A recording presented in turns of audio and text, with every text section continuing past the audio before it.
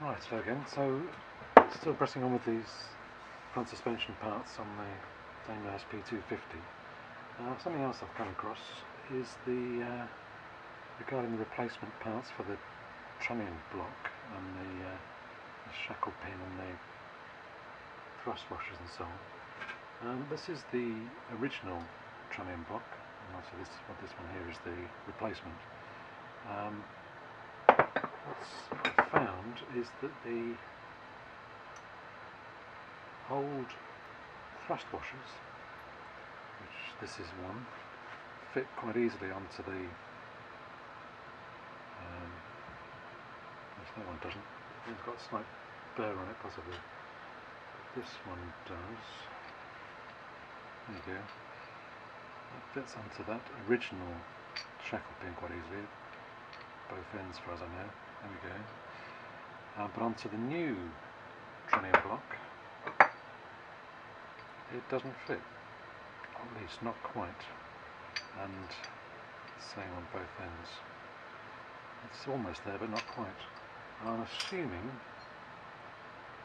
that the reason for that is that it's a deliberate kind of semi-interference fit, so that once that is pushed on by the nut, that thrust washer won't rotate.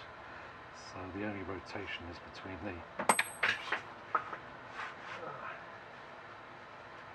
actual thrust washer proper and the wishbone. So I'm hoping that's the case. So these original shackle pins have just obviously had washers pushed onto them already, and so the splines, because they're not really splines, it's more knurling rather than splines, but the splines have been just compressed enough to allow that washer to slide on easily.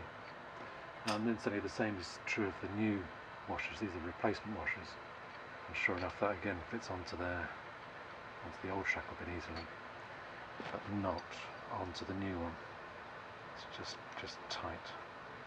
But I say I'm pretty certain that will just press on with the nut and say lock that washer to prevent it rotating.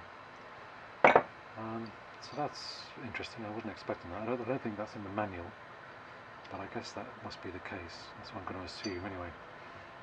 The other thing to point out, which I've discovered recently in looking at these parts again, the original washers, these thrust washers, have got a step around the periphery here. Also the new one and the old one have got the spigot in the centre, which is okay, but so the same in that respect. But this new one is kind of thicker. Maybe this is just worn down, but it also doesn't have that step machined into it or rolled into it. The reason for the step, I believe, is to allow this oil seal to fit on. So the plan is that there's a thrust washer such as that with these indentations on it and the rather obscurely shaped inner hole. So there's one of those. Let's put it on the new one. One of those on the shackle pin, like so. The washer, the seal fits onto there. There's a machined land for it to sit on. It covers the joint between the washer and the brass.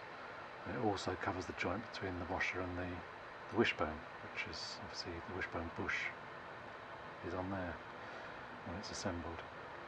And there's a similar machined land and a step on the wishbone. So that rubber just sits in a groove, essentially, covering those joints and stopping them having dirt work its way into them. So that all makes sense. And obviously the same is true on the other side of the wishbone. And so this old thrust washer would fit on there, and again the same would apply. You've got a nice groove there on this side to retain the seal, and the same on the wishbone on the inner end. So that is fine, but as I say, the new replacement washer doesn't have that groove, so I suppose the seal will sit into the groove on the wishbone, cover the bearing thrust washer, and then just sort of get squished up against the flat face of this new replacement washer with no groove to sit in. So not ideal, I suppose, but on the other hand, the seal isn't going to be that effective anyway. By modern standards it's pretty primitive, so it's probably good enough, and I assume that people have used these newer, simpler washers before and got away with it, so I guess I'll probably use that new one in place of the originals. Although the alternative, I suppose, is just to use the original. There's no harm if it is slightly worn thin, as long as it's the same thickness all round. Adjusting the castellated nut and setting the end float will bring it up to the right clearance, so it's not an issue in terms of the end float on the bush. It'll just be slightly thinner. So I don't know, I'll think about that. Maybe I'll put it all back together on the car and see what I think, whether it's good to have that groove for the oil seal to sit in, or whether I can get away with not having that on one side and using this new washer. Okay.